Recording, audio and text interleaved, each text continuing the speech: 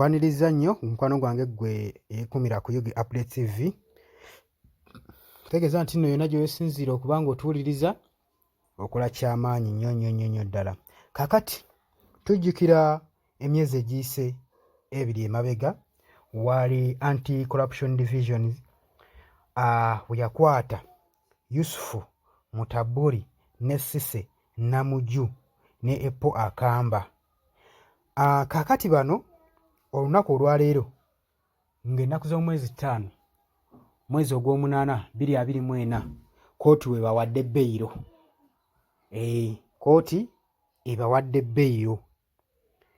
Kigambibwa nti bano baleeteddwa mu kooti olwaleero era kooti n'egalantinga beyiro y'abano abasatu ku miliyoni za Uganda 50 nga bano beeyimiriddwa bammemba ba paaliyamenti. Bano nno abaakwatibwa mwe muli Yusufu Mutaburi, Cissy Namuju ne Paul Akamba. Tujjukira emabegako Paul Akamba ono yali akwatiddwa ng'atwaliddwa mu kooti, baamuwa beyiro ku bukadde 13. Baali baakagimuwa nga baakamuta ne wabaawo ku bbibiro emmotoka eyajja bakuntumye n'emuyoola n'atwalibwa mu kifo ekitaategeereka. Oluvannyuma tugenda obbizuula nti azizzwayo eruzira. Obutafaananako nga ku olwo leero tasobodde kubanga akwatibwa gwakubiri akulimbye bukolokolo paka mu maka awuwe awubeyo olubu lw'ekigere. Kooti emaze n'ebabeyiringa bano. Kooti yali ebalanga okukumpanya ssente z'omubi w'omusolo ezaali zaaloketingibwa mu bajeti ya Uganda ng'era babadde bavunaanyizibwa omukyala Mariam Wangadya. Ono nno nga yakulira ekitongole kya Uganda Human Rights Commission. Ekyewuunyisa bano, kino ekitongole bwe kiba nga kiri ku musango ogw'okukumpanya ssente z'omubi bw'omusolo kivaayo mangu. Naye bwe biba nga nsonga ziruma munnansi munnaggwanga, ogenda olaba nga tekijjaayo njala gwe mukwano gwange ali eyo ampuliriza. Kakati Justice omulamuzi Lawrence Gidudu bano yabaluliizinze. We yamaze yakitegedde nti nno bano baali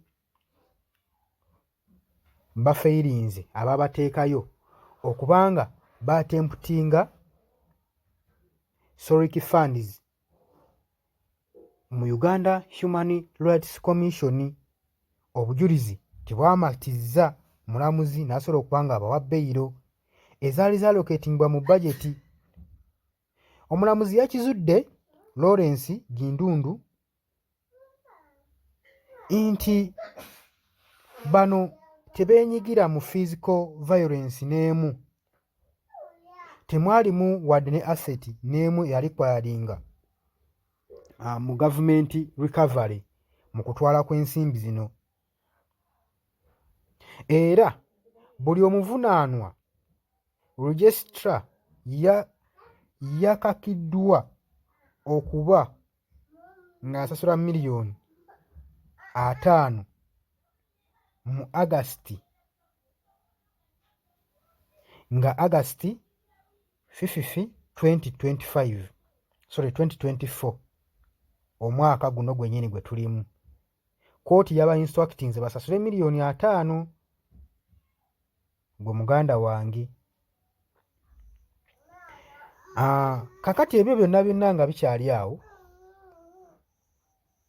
okuwulirwa kwa bano kujja kuddamu mu August mu 8 ne 9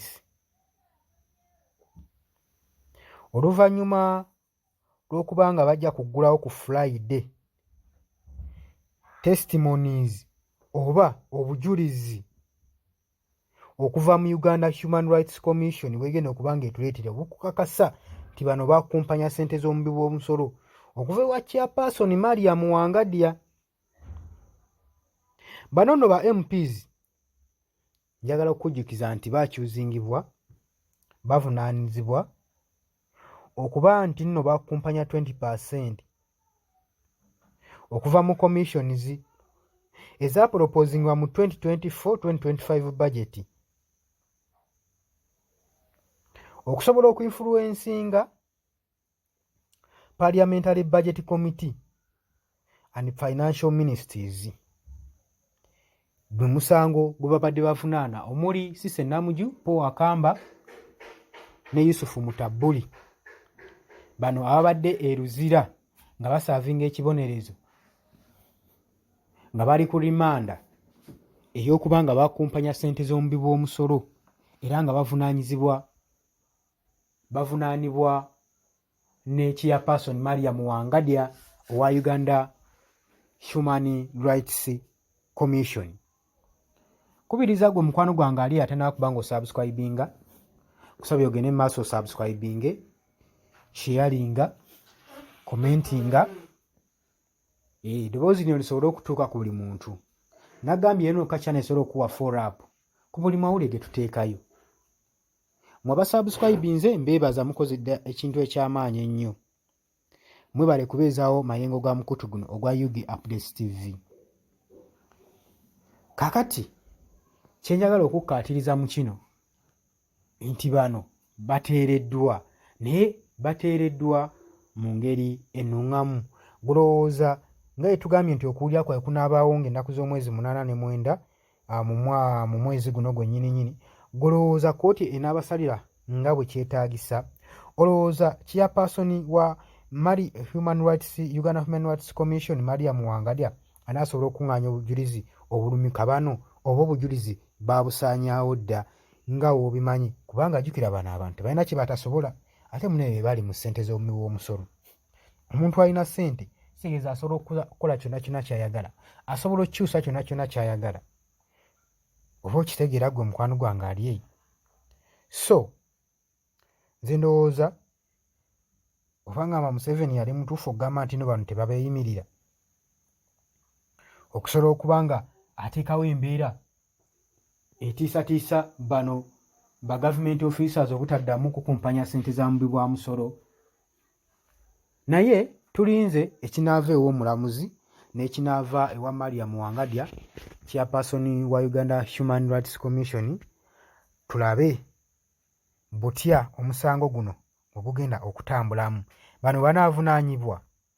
Omu ye teyeegaana, Cissy Namuju azze akyatula bwatu nti ye yalya naye yalya n'abalonzi be, naye bagenda mu constituency ye ne babuuza, abalonzi be bamujulira nga bwe baalya ssente bonna.